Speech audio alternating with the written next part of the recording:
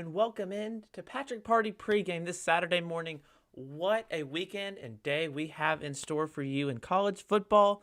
The Deep South's oldest rivalry, the focus of our show, as number 18 Auburn hosts the number 2 Dogs in Jordan-Hare Stadium. It should be a great one on CBS at 2:30. We'll talk about that for the majority, if not, probably 75% of our show. We're also going to run through all the other games on our Saturday slate, and we're excited you've joined us here on this Saturday morning. It's good to be back at the 8 to 9 time slot, and we're ready to go ahead and get this thing started. So, it's a big weekend. You have Oklahoma, Texas, Auburn, Georgia. Rivalries just dominate the weekend, and let me tell you, it just to open up, it feels kind of weird. It's still like last year. It feels really weird to be playing Georgia at this time. I looked it up last night, and this is the 7th time the Deep South's oldest rivalry has been played in October. And if you don't count last year, which was the first time it was played, well, not the first time, but it was played in October last year. If you don't count COVID year, this is the first time the game has been played in October since 1936. Auburn won in Columbus 20-13 over the Georgia Bulldogs. So when everyone's like, it doesn't feel like Georgia week, it's always in November, they're right. It's been since World War II. Obviously, don't count last year, but all the schedules were weird last year. It was a late start. Nothing was really the same. A lot of rivals didn't play. But in like a regular season, it's kind of weird. It's kind of weird. This all kind of happened because Auburn didn't love having to play Georgia and Alabama on the road every other year, like 2 within 3 weeks. But, maybe with Oklahoma and Texas joining the conference, they can kind of redo the schedules again. We'll see. So, let's go ahead. We're going to dive and kind of run through our Saturday slate pretty fast. Typically, it takes up a large portion of our show. We're going to dive through it pretty fast. We're going to go through all the games, and then we're going to talk about this Auburn-Georgia matchup. Also, Deep South's oldest rivalry all week. You should be reading the Deep South's oldest rivalry, Auburn versus Georgia. Doug Stutzman, great book, family friend. Go get it. That's why it's sitting here today. So, let's go ahead and get on into our Saturday slate. A lot of good games all throughout the country today, but like I said in the open, we're going to go ahead and start with the rivals. Let's go ahead and get it started with the Red River Showdown, Shootout, Rivalry. I think it's Showdown now, but they keep changing the name because trying to be, politically correct. It's still a good game. It's still a big rivalry. The Golden Cowboy hat is what they play for. This will be in the Texas State Fair in the Cotton Bowl, the original Cotton Bowl. Not, where they play the Cotton Bowl now, AT&T Stadium. Even though they tried to move it there, but they said, no, we want to be, kind of traditional, historical, split it on the 50, the whole thing. And, it should be a really good game. Texas just got ranked again. They fell out of the polls after getting killed by Arkansas, but then they jumped back in it at 21. Texas, and then Oklahoma, they're number 6. They'd kind of fallen back. They didn't look great against Tulane, but they've played some really close games. But they just keep winning, and, you can't complain. Maybe they're not winning in the fashion, at least in Big 12 play, that a lot of Oklahoma fans have been accustomed to, and Baker Mayfield, Kyler Murray, Jalen Hurts were your quarterbacks. But they're still undefeated. Can we really complain? So, we'll go ahead and take you through their matchups. Texas, they beat Louisiana Lafayette, or now it's just called Louisiana, which I learned, 38-18 to start the year. Week 2, they lose at Arkansas 40-21, have wins against Rice 58-0, 70-35 win against Texas Tech, and then at TCU last week, they won a closer one than people thought, 32-27. The Sooners beat Tulane to start the year 40-35. Remember, Tulane, that game was going to be in New Orleans at Tulane's football stadium. They had to move it because of the hurricane to Oklahoma. Very close game. Tulane was very competitive. People were surprised. Oklahoma still gets the win. Then they beat Western Carolina 76-0. Nebraska, an old rival, they beat them 23-16. They beat West Virginia 16-13.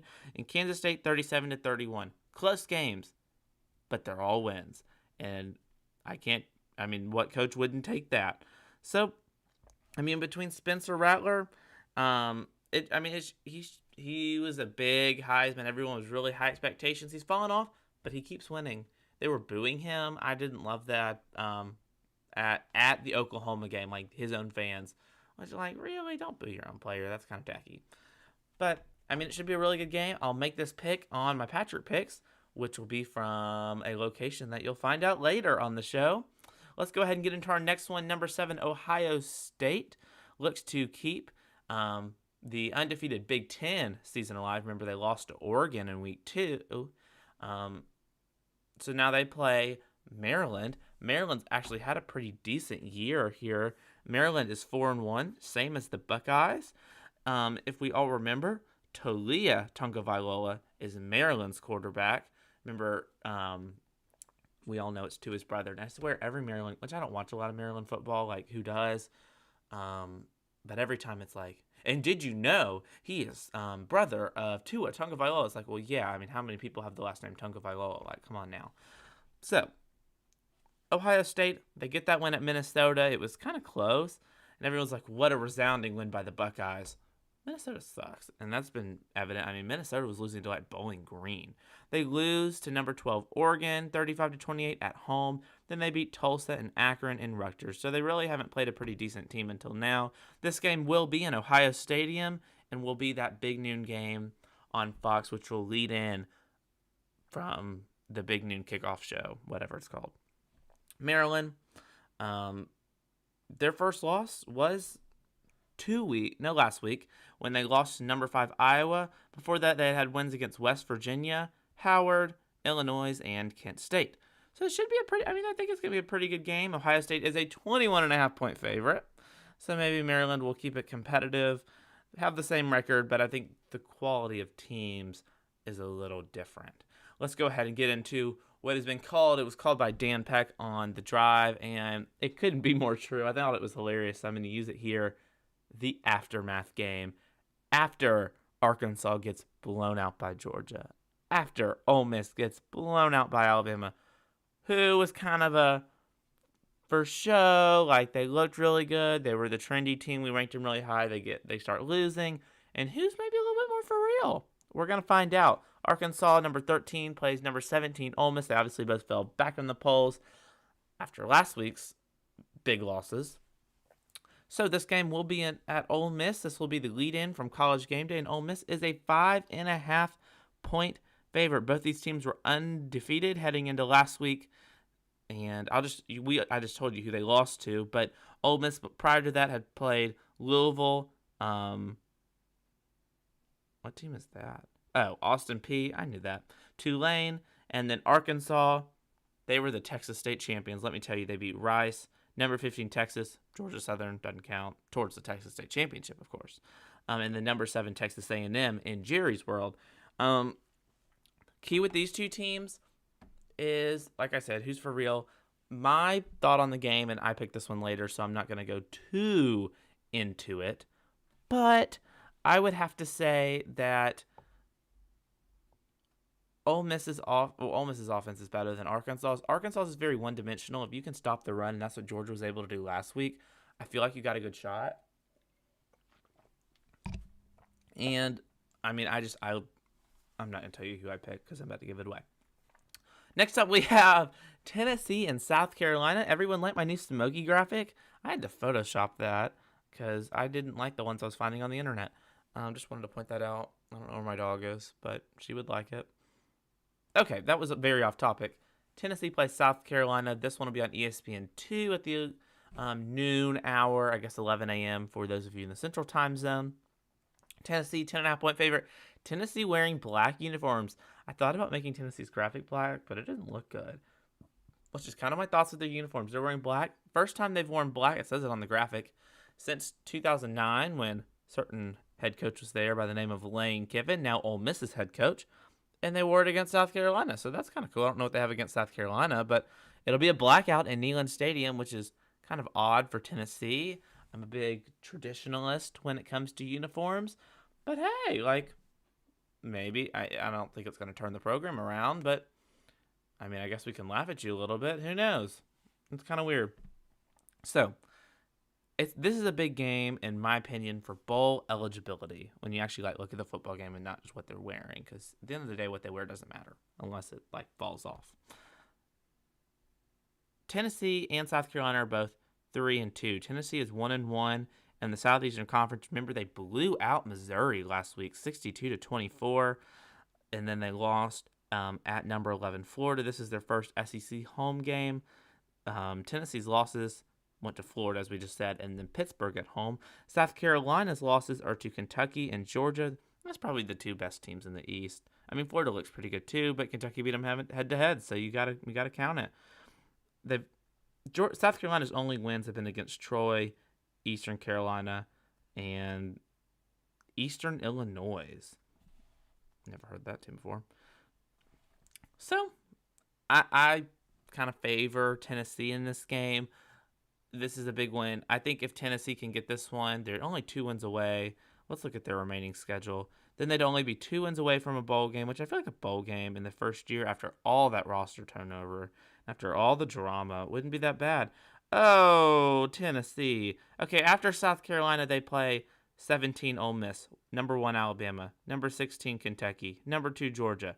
But then they finish with South Alabama and Vanderbilt. So the key with Tennessee is it's about to get really sad. And if you can win this game and then beat South Alabama and Vanderbilt, which you should be able to, guess who's going to a bowl game? The Volunteers. Now, it might be the bowl game in Birmingham, but hey, for Tennessee, a bowl game is a bowl game. And now, arguably, the game of the day.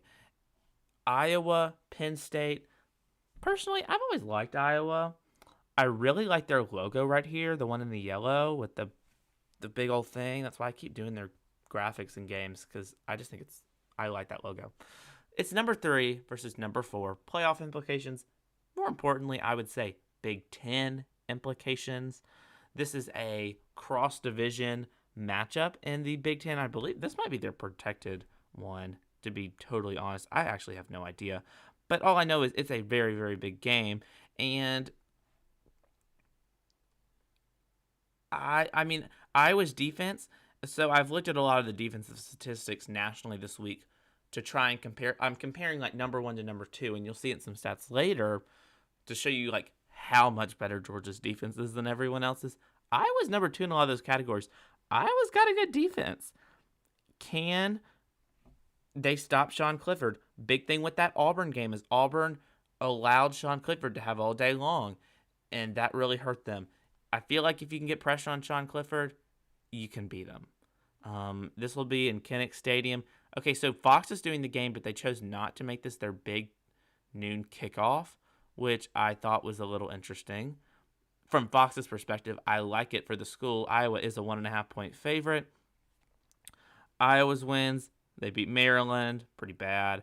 They won at Iowa State, and then they beat Indiana pretty bad on the opening weekend. They also beat Colorado State and Kent State. Penn State beat Wisconsin on the road. Ball State, Auburn at home in that whiteout game. Villanova, and then Indiana. So it's a clash between undefeated teams. It should be a sellout. This will be at Fox at 3 o'clock Central Standard Time, 57 degrees, FYI, and at the game in Iowa City. So, I mean, it should be a really good game.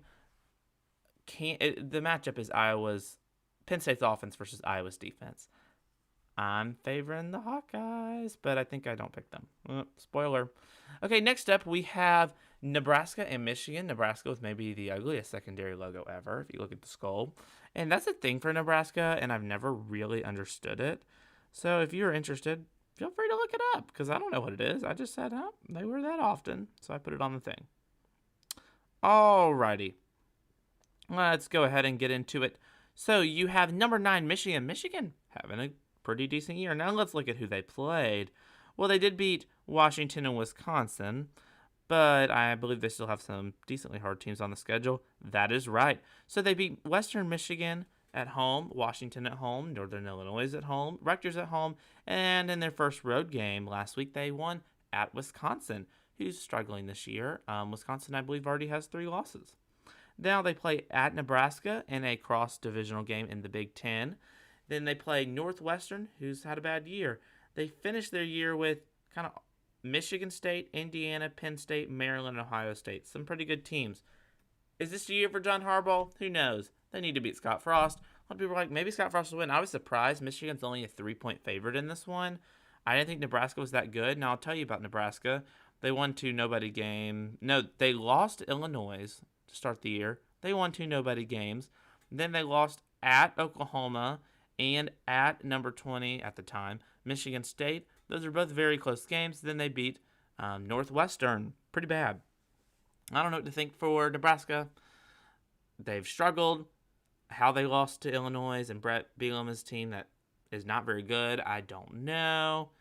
But, hey, maybe they can finally get something going. This will be at home in Lincoln.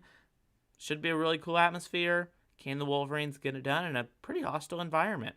Next up, we have number 14 Notre Dame coming off a loss to Cincinnati at home last week. Now number 5 Cincinnati.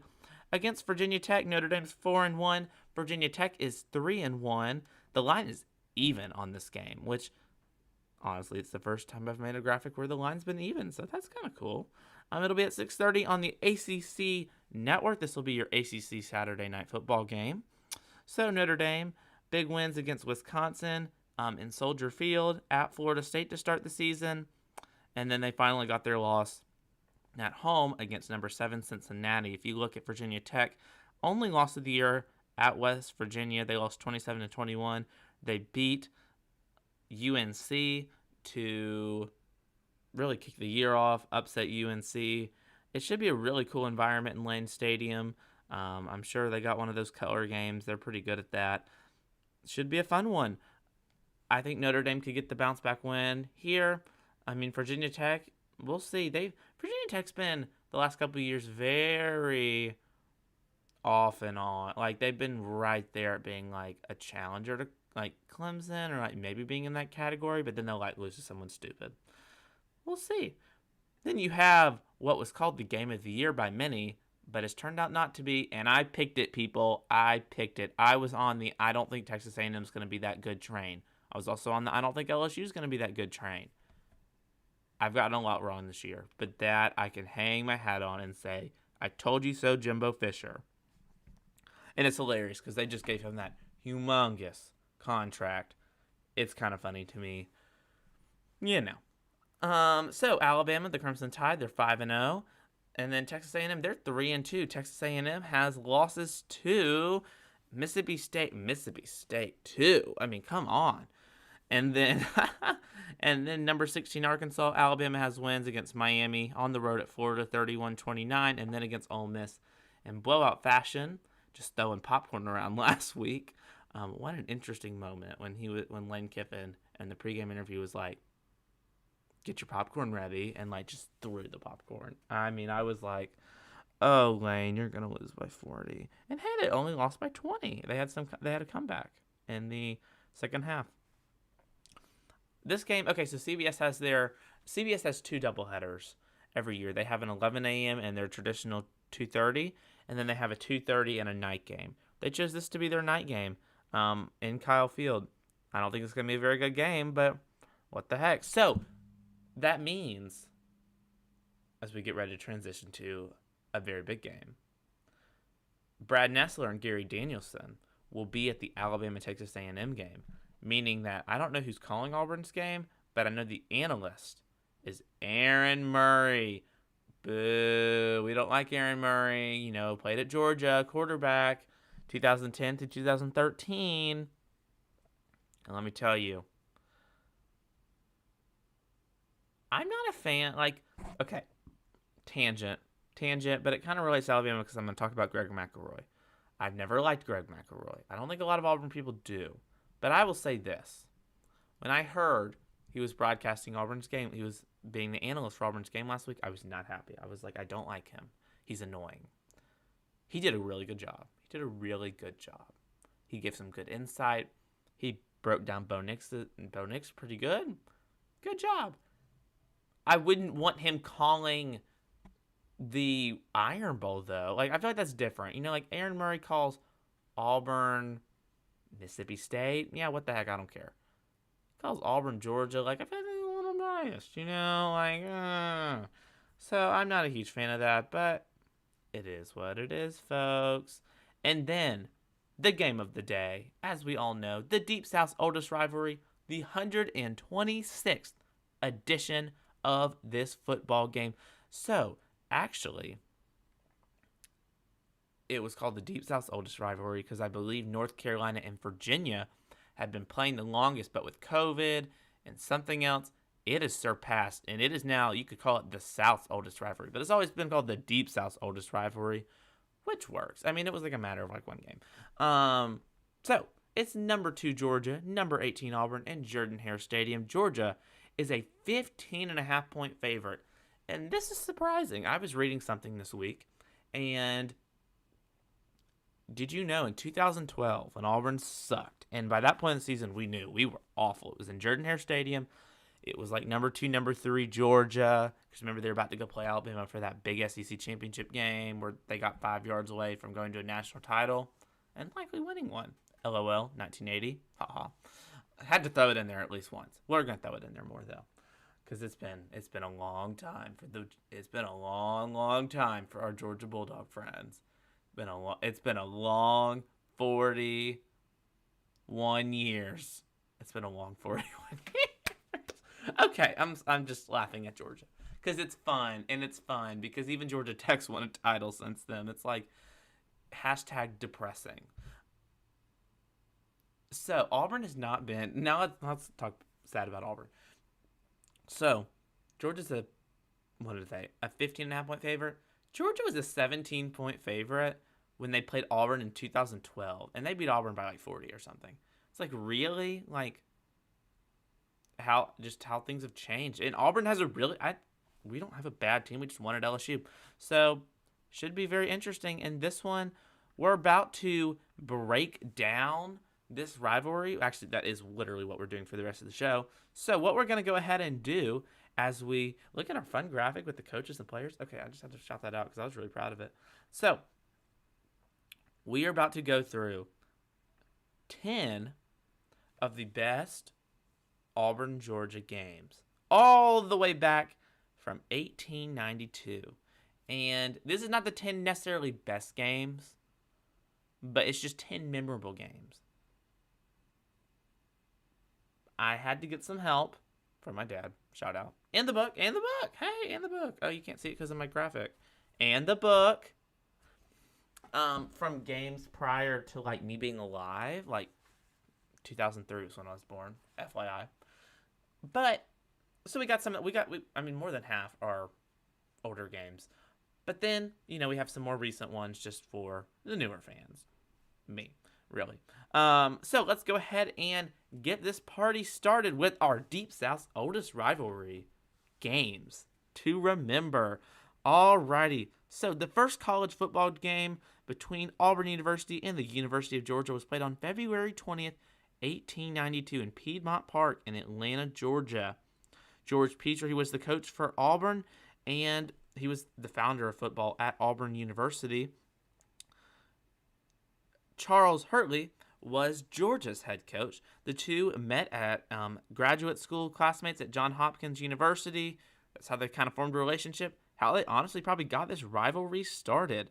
So this game, Auburn won 10-0. It was Auburn's first ever football game. Georgia had played Mercer the week before in this inaugural season. But this is also the game where the famous War Eagle, like the legend is, this is where War Eagle was the game that it was created. Legend is that an old professor that fought in the Civil War had this eagle from the Civil War, meaning War Eagle. And so this War Eagle got loose and started flying around the stadium. And everyone was like, oh my God, look, War Eagle. like literally, they were like, War Eagle, look at the War Eagle. And then Auburn won, and Auburn scored a touchdown. And so then the eagle actually fell over and died. The eagle died. I mean, sorry, I shouldn't laugh, but the eagle collapsed and died because it flew too much. Because it was an injured bird, okay? It was an injured bird.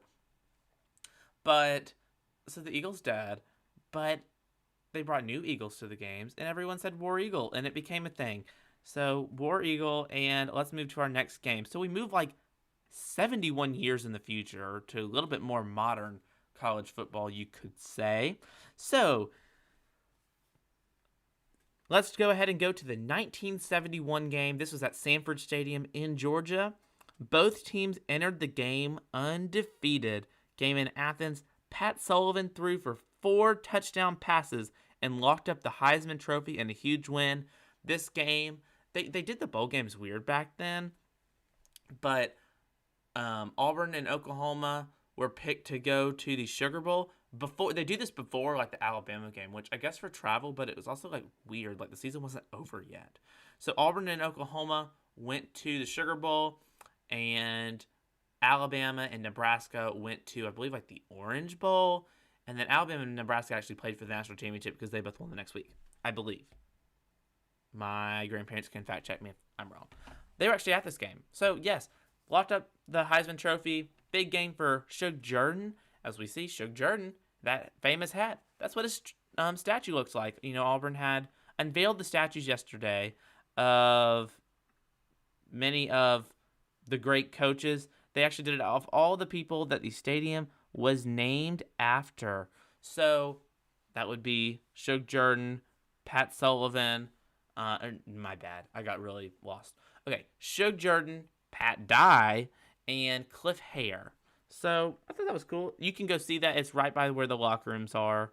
But yes, those are the new statues in Auburn. Sorry, I'm having to fix something.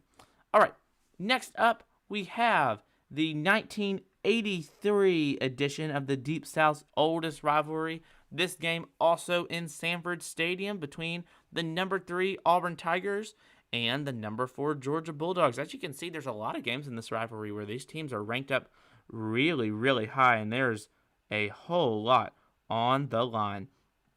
So, in the 1983, both teams were in the top 5. Georgia was a 3-time defending SEC champions. They hadn't lost an SEC game in years, like legit.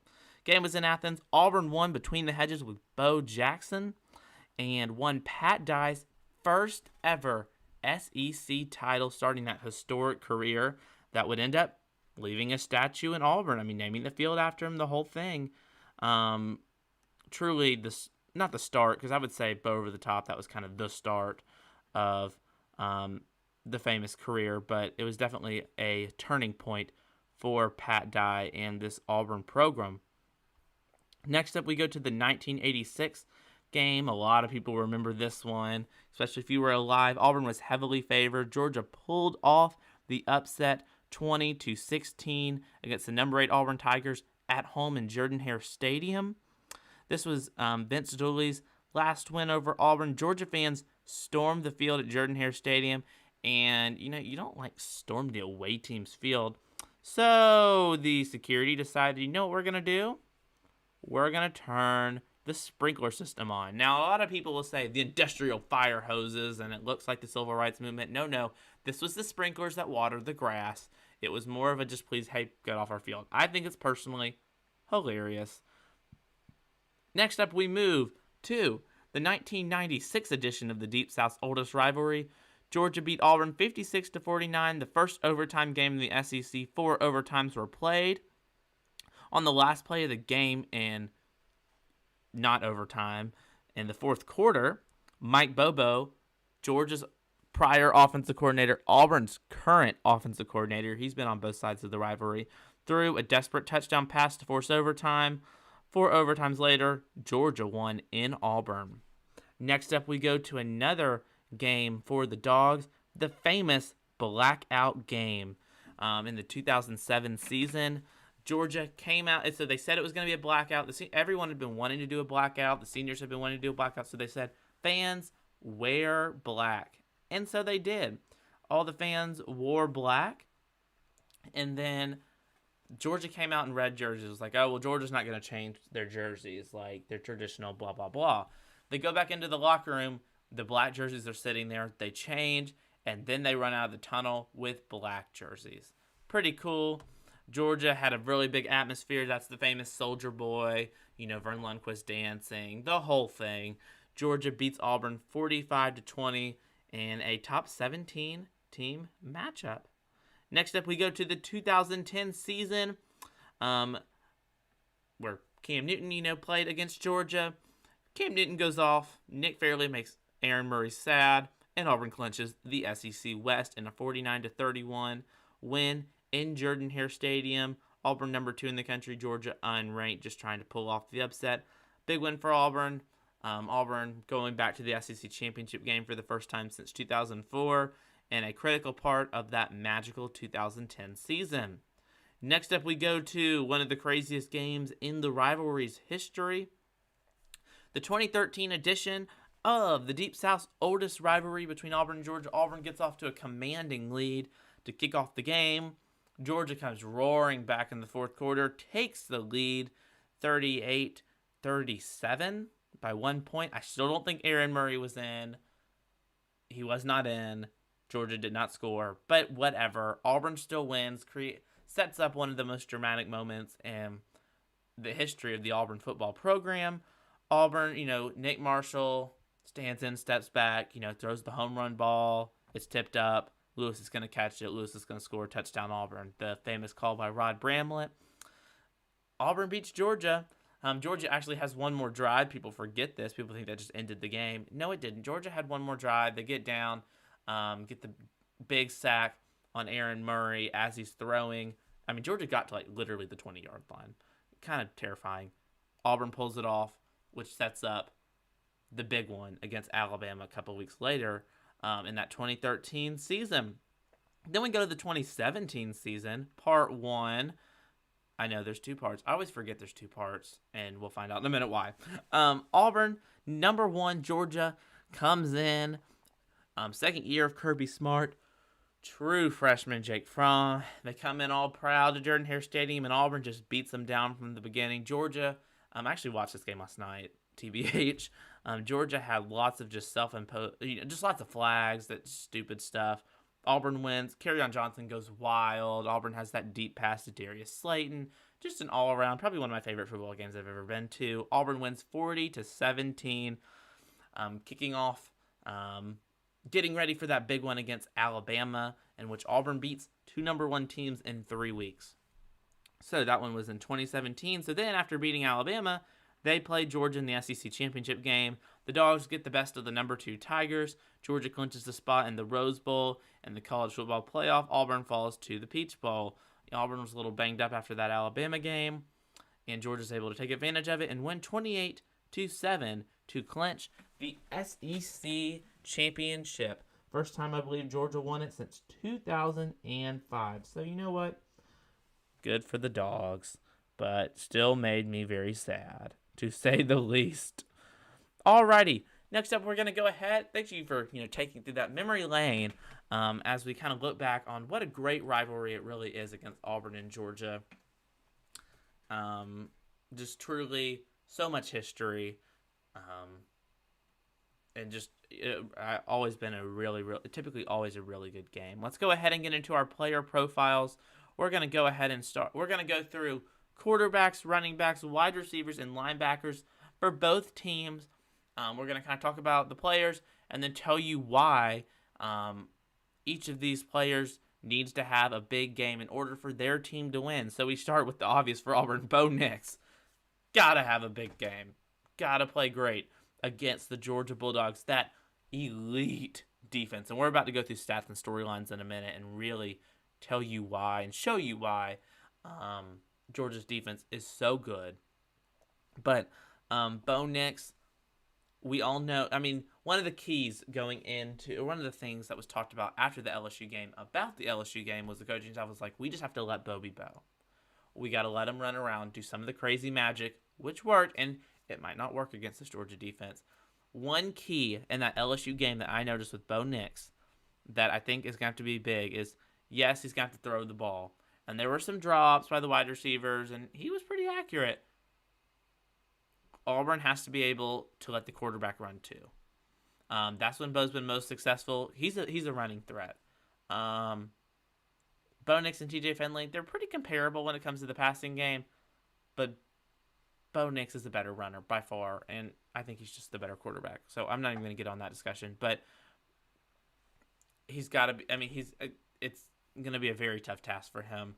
He's played much better at home. He's done it before. He's beaten Alabama. This is probably the best defense he'll ever play against. We'll see what he can do. Next up, we have Stetson Bennett. So, JT Daniels has been hurt and will likely not get the start tonight. One second, let me take. I think I'm going to sit up. With JT Daniels out, Stetson Bennett has started a number of games. He's had 515 passing yards, 29 of 41 attempts complete, with 6 TDs. One thing that Stetson Bennett has not really had to do is pass the ball consistently. Georgia's running game has been pretty elite, and we'll get into their running backs in a minute. But he only threw for 70 yards against Arkansas. They just ran the ball. For Auburn to win this game, Auburn's going to have to force Stetson Bennett to throw. This is the first loud atmosphere he's ever really been in. I mean, played at Alabama last year and stuff, but COVID year, that didn't really count. And then this year, their only true road, they played neutral site against Clemson, which is neutral site, so that, half and half. And then they played at Vanderbilt, in which Georgia had, over 75% of the fans in the stadium. Vanderbilt don't have got anyone there. So, first true road game, first loud atmosphere. We'll see how Stetson Bennett responds in the absence of JT Daniels. Now, keep in mind, he's been playing a lot of the season, so this isn't his first start or anything. Next up, we have Tank Bigsby. Tank looked a little banged up against LSU. Didn't exactly have great numbers. One thing I think with Tank, Auburn used him a lot as a decoy last week. He's going to have to be effective for Auburn to win. Same with all the running backs. I mean, I put Tank on the graphic, but Jarquez Hunter has had a wonderful start to the season. I actually met his mom. She sits near us. Great, great lady. And we talked to her after the Akron game, and we were like, oh my gosh, he had a great run at the end of the game. He's going to have a great year. Kind of just we're happy for him that he played against Akron. Don't know how much he'll play the rest of the year. Oh my God, he's been great. Couldn't have been more. He's actually had a wonderful season. Jarquez Hunter, I need to get a little button that says go Jarquez. At this point, it's been wonderful. And then Sean Sivers, every time he gets the ball, it's like a cannon coming out, or, a big old cannonball coming out of a cannon. Gosh, he's so good. He made so many critical third down plays. Let's get back to Tank, because the graphic is about Tank. He's got to be healthy to be effective. We don't want to push it. He's going to need to have a big game. That Georgia defensive line is elite, elite with a capital E and probably a capital L and maybe even a capital I. I mean, they're just wonderful. He's going to have a big game. Next up, we got Zamir White, Georgia's running back. Zamir White leads the team. He's the team's leading rusher with 275 yards on 53 carries. Georgia has kind of more of a running back by committee type approach, kind of like Auburn, but he is their head person. I mean, by far, their head running back. Georgia has been able to run the ball against teams, and that's why Stetson Bennett hasn't had to throw the ball a ton and hasn't had to force throws, is because against Arkansas, Georgia just ran the ball. And it worked. Auburn's going to have to stop the run. Georgia's offense and defensive lines, they're more talented than Auburn's. Let's be real for a minute. Auburn's going to have to step up and play some big boy football in order for Auburn to win. All said and done, when it's all said and done, the team that is able to stop the run and run the football will win this game. And that's true for most college football, but in this game particularly, in this rivalry game, in this classic Southern game, the team that's able to stop the run and run the football will win this game. Point blank, period. Now let's talk about wide receivers. Demetrius Robertson. Oh, the storylines. We love it. We love all the Georgia players. Nick Marshall. Where's it? Well, let's see. We got this one and this one. Nick Marshall, came to Auburn from Georgia. Trey Matthews, after the miracle in Jordan Hare, came to Auburn from Georgia. Demetrius Robertson didn't have any legal issues or anything. He just straight up wanted to leave, which we love. Can he have a big game? He's honestly been Auburn's. I mean, he has the most experience. He should, but he's led Auburn this year. In stats, he had a really good game against LSU. He's going to have a big game against his old team. He's focused. All the guys from Georgia are focused on Auburn. This has always been, for the kids from Georgia that play at Auburn, this one means a little bit more even than the Alabama game because, you're playing against other high school teams. It's a big game. he's going to be amped up. We're going to need D-Rob to have a big game in order for the Tigers to win. And then you look at Jermaine Bruton for Georgia. He's been their leading receiver. Georgia's wide receiver room has just had so many injuries. There's like 4 people that have been injured. Like, it's wild. He's been able to step up as a sophomore and contribute for the Dogs. He's going to have to keep doing it, especially if Auburn's able to get Stetson Bennett in some third and long situations. He's going to have to be a go-to receiver for the Dogs in order for Georgia to be able to pull this one out in Jordan-Hare Stadium. We look at Zakobi Mclean. Zakobi Mclean, in the absence of Owen Papa, who has yet to play since the Penn State game, didn't play against Georgia State, didn't play against LSU. Zakobi didn't even play that first half against Georgia State because he got the targeting call, which was very debatable. And then the head ref came back on College Game Day and said, no, it wasn't targeting. So, whole drama there. He's been back. It's clear, especially in that Georgia State game, how much Zakobi Mclean means to this defense. 3 tackles for loss this season, 17 tackles as a whole this season. Zakobi's going to have to bring his A game. Let's cross our fingers we have Owen Papo. Everything I've read, no idea. No idea if he's playing or not. Nobody knows. We'll find out. But Zakobi's going to have a big game against Georgia in order for Auburn to win. And then you have Channing Tindall. You know, linebackers considered the quarterback of the defense. Definitely the quarterback of this just elite Georgia defense. I mean, you can make a case for almost every Georgia player that can make it to the NFL, Channing included. He's the team's leading tackler through 5 games with 24 total stops. Georgia's defense, they're elite with all the capital letters. Auburn's going to be running the ball. I mean, if he can stop the run, Auburn probably won't win. Let's be real. Even though Auburn was able to really throw the ball in Baton Rouge last week, which I thought was very interesting and very bold, especially in that first half. So, we're going to go ahead and get into some stats and storylines. We have a lot. So, I'm going to be honest. I didn't come up with all these on my own. I came up with some of them. But a lot of these I found on Twitter. And I would just like to shout out all the people I follow on Twitter. Or if you follow me on Twitter, thank you. These are some stats that I found very interesting over the past week about this Auburn-Georgia game, Auburn-Georgia, all the above. So I was like, hey, we'll have a segment, Stats and Storylines, where we'll read them out to you. So, Auburn is currently 4-1, so we'll start. Auburn is 4-1 this season. Since 1989, Auburn is 13-0 when playing with a 4-1 record. 13-0. Okay, Auburn has won consecutive SEC road games dating back to last year's win at Mississippi State and then at LSU for the first time since 2017, where they won at Arkansas and at Texas A&M. A week later, Auburn beat number 2 in one poll, number 1 in another, number 1 Georgia. Since 2008, Auburn has alternated wins and losses versus Georgia in Jordan-Hare Stadium. Auburn lost to Georgia last time the two played in Jordan-Hare. So is this the alternating year where Auburn wins? Maybe. With the expected start today, Bo Nix will join the following: Stan White, Phil Gargis, Pat Sullivan, and Jason Campbell with 30 or more starts at Auburn. So that's a big accomplishment. Congratulations, Bo Nix. One big thing for him is he's been starting since he was a true freshman. So go Bo. Bo Nix needs 4 more passes to break his own school record of 247 thrown without an interception. That's the key. Turnover battle is so key. And I'm going to go ahead and skip to another stat. Georgia has 9 takeaways this season and has turned that into 49 points. Y'all, okay, I'm going on a tangent.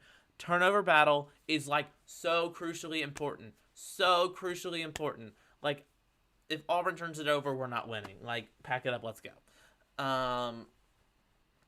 Auburn's going to have to get Stetson Bennett to turn this football over. He's going to have to throw an interception. Auburn's defense is going to have to create that. Auburn cannot give Georgia freebies. Can't do it. Auburn's going to have to, even if Auburn can't score initially against this Georgia defense, they're going to have to move the football. A key in this LSU game is Auburn was always in pretty decent field position until later in the game. Auburn, especially in that first half, they weren't scoring touchdowns. They crossed the 50 like their first 7 drives. Auburn's going to have to win the, ball possession battle, time of possession, all the things, in order for Auburn to win. But turnovers is crucial, people. Crucial. All right, so here's a little bit about Georgia's defense. Georgia is allowing 4.6 points per game. Leads the nation, 4.6. Next in line is Iowa with 11.6 per game. So that shows you how dominant this Georgia defense is. Georgia's also giving up 178.6 yards per game this season. Leads the nation. Cincinnati is second with 233 yards per game. So that's some stats and storylines. Georgia's defense is elite. Like, people, I don't even know what to say. Like, it's just shocking. How can you be so good? I don't know. Let's go ahead and talk about the Dogs for a minute. So, a lot of people are like, this is the year. Georgia can finally get it done. Something feels different. Something feels different. Can they get the quarterback situation down? I don't know. But this defense is, like, elite. I mean, read the stats. They're wonderful. Now, let's think about who they played for a second. They beat Clemson on the road, or in neutral site. Now, Clemson, I don't know about Clemson. We don't know about Clemson. I feel decent about Clemson, but at the same time, it's like, I don't know. Clemson is kind of weird. Like, they've been winning. They only have the one loss to Georgia, but, like, they've been, like, oh, no, they do have 2 losses. They lost at NC State, but they're, like, playing Georgia Tech really close. Like, what? They'd have a goal line stand to beat Georgia Tech. I don't know. I don't know what to think of Clemson. Then they beat UAB, blew them out. Beat Vanderbilt, blew them out. Beat Arkansas, blew them out. Now, Arkansas, if you can stop the run, you stop Arkansas's offense. It's pretty one-dimensional. You can't be one-dimensional. Auburn can't be one-dimensional against Georgia. I think they're really, really good on defense. And I think their team's really good. Auburn's the toughest team they played yet. I really do think that. This is going to be a big game for Auburn. How many big games? I mean, like, every single game, it's like Penn State. Program-defining win. Or, not win. Like a big moment for Brian Harsin. LSU, big moment for Brian Harsin. Georgia, big moment for Brian Harsin. We play potentially a top 25 Arkansas next week on the road. Big moment for Brian Harsin. Then we play a top 25 Ole Miss at home. Big moment for Brian Harsin. Then you play Alabama. Big moment for Brian Harsin. Hadn't even played Texas A&M yet. Like, Brian Harsin has got a lot of big moments this season, folks. This is probably one of the biggest moments. You know, I joked at that Penn State game and was like, well, Penn State, you're probably the third best team we'll play this year. They might be the second. A&M's fallen off, but still. I've not even been talking about Georgia. Georgia's really, really good. Can Auburn stop Georgia's run? Can we make Stetson Bennett pass the ball? That is so key in this game. If so, I think Auburn can win. Let's go ahead and talk about Auburn for just a little bit here. Auburn, please win. Please win. Let me tell you, it would be so wonderful if Auburn won. Would it help my ego? Oh, no. It would make my ego so bad. I would be so over the top. I mean, it'd be wild. But it would be so much fun. Oh, my gosh. Thinking about it. Let's get on topic. What does Auburn have to do to win? Let's think about this for a second, folks. What does Auburn have to do to win? Auburn has to run the ball, and they have to stop the run. They can't give up turnovers. And Bo Nix is going to have to play really good. I know it's like so many things. Like, let's get the checklist out, please. It's going to be a loud environment. Auburn fans, bring it. It's the Wear Navy game. But you don't have to wear Navy if you don't want to. They're doing the Navy Shakers, too, at least for the student section, which always look kind of weird on TV. They always look kind of black. I would make them more shiny, but that's off topic. It's going to be loud. I think this is going to be a pretty low-scoring game. I don't see Georgia's offense just running up and running down the field. Oh, my book fell down. I don't see Georgia's offense running up and running down the field. Maybe they do. Who literally knows? But I don't think Auburn's going to score a lot either. Georgia has never trailed. They have not trailed this year. They have not trailed. They've only given up 23 points. And they've had a couple shutouts. If Auburn scores first, like, Auburn has to start fast. We can't ease into it or start bad like we did against LSU. We won't win this game. We're not going to come back against this defense. We need to just be in it the entire time. That's so crucial in this game. Other than that, like, just go play ball. Like, we're going to see what's going to happen. I trust our team. We got good coaches. We'll see what happens. Georgia's athletes, they're really good, but we got good athletes too. It should be a fun one in Jordan-Hare Stadium. So, with that, that's really it. We're going to make our picks in a little bit, but thanks for joining us here on the Patrick Party Pregame Show. It's been fun to break down this Auburn-Georgia matchup. So feel free, retweet this if you're watching on Twitter, share it on Facebook, like it, subscribe if you're on YouTube, all the things. PatrickParty.com if you're watching it on there. I don't think many people do, but good for you. It's going to be a big one between Smart, Harsin, Nix, Stetson Bennett, the fourth. It's going to be a fun one. I mean, it's going to be a good game. I don't think it's going to be a blowout either way. It'd be fun if Auburn blew Georgia out, though. So with that, thank you for joining us here on the Patrick Party Pregame Show. Early in the morning on Saturday morning, but we got a big one. And about time for me to run to tailgate, to be completely honest. So, with that, we're going to go ahead and get into our Patrick Party picks. Remember, these picks will be up on our social media right after this airs. And thanks for joining us. It's been a lot of fun breaking down this truly incredible rivalry one more time. Buy this book.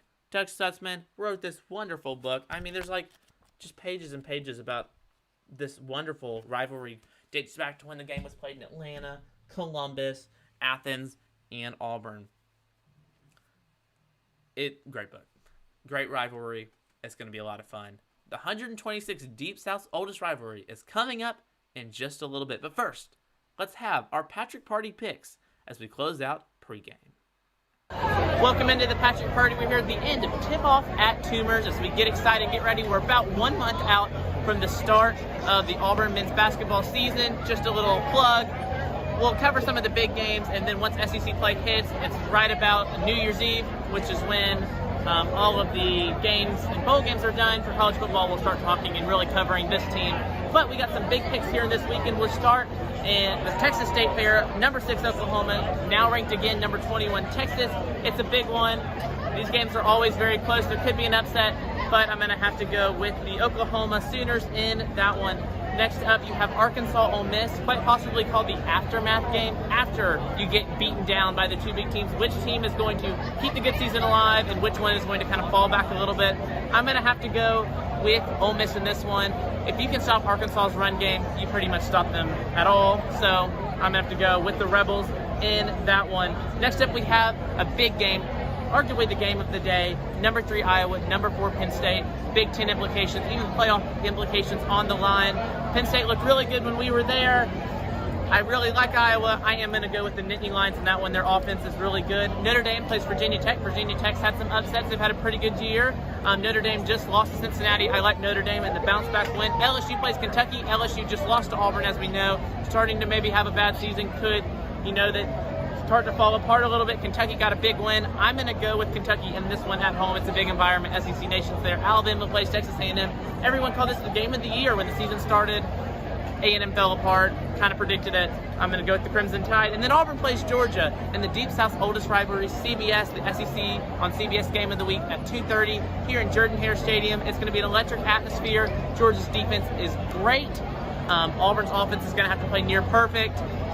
But I think after that big win last week at LSU, Auburn can keep the momentum going. And I like the Tigers in Jordan-Hare Stadium in the upset over number 2 Georgia. That's going to be it for the Patrick Party. Thanks for joining us here at Tip Off at Toomers.